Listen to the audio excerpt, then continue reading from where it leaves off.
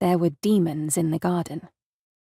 Anise peered from the corner of the kitchen window and watched as they skittered across the lawn towards the rose bushes.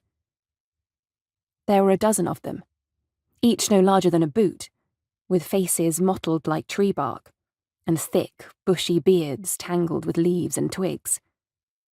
Shrub goblins. A gardener's nightmare. "Quick! Quick!"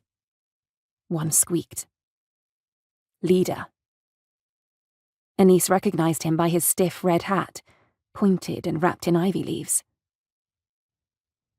Shrub goblins had been eating the roses in Anise's garden all her life. When her mother, Laurel, was alive, they'd never approached during the day, but in the last 2 years they'd grown bolder. Anise didn't mind. As any good Heartseer knew, demons always returned a favour, however unwillingly. If you caught a shrub goblin in the act, it would tell you secrets, like where to pick the best mushrooms, or when the snow was coming, or which berries made the best paints. You just had to watch out for their teeth. The leaves on Anise's apple tree had turned to crisp amber, and with winter on the horizon, favours would come in handy.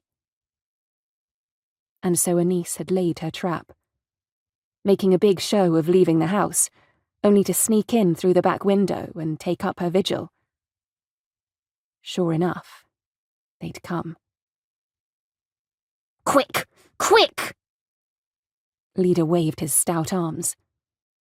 He sounded like he was conducting an evacuation, rather than a rose heist. "Formation!" Anise watched gleefully as the shrub goblins climbed onto one another's shoulders, forming a tower. They snatched the roses as they went, passing them down in a line. Slowly, Anise unlatched the window, holding her breath.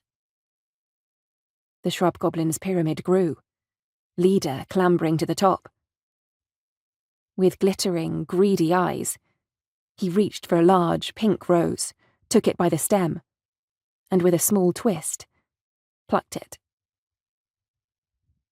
Anise struck. Throwing the window open, she leaned out with a triumphant, "Aha!"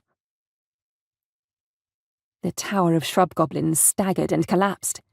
They scattered across the lawn, screeching like panicked chickens. "Wolf!"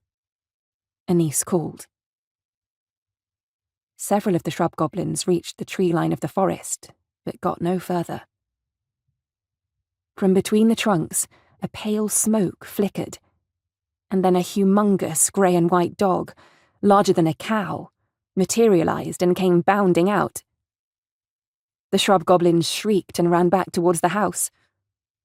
The monstrous dog darted between them, herding them into the centre of the lawn. They formed a clump, hissing and spitting.